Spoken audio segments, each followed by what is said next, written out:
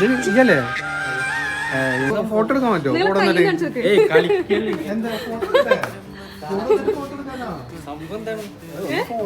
ഒരു ഫോട്ടോ എടുക്കാനാ?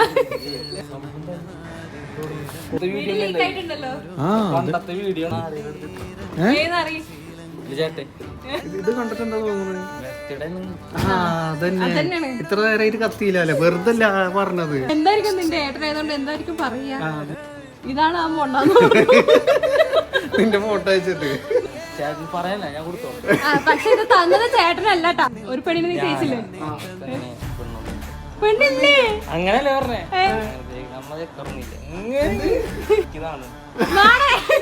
ലവറൊന്നുമില്ല.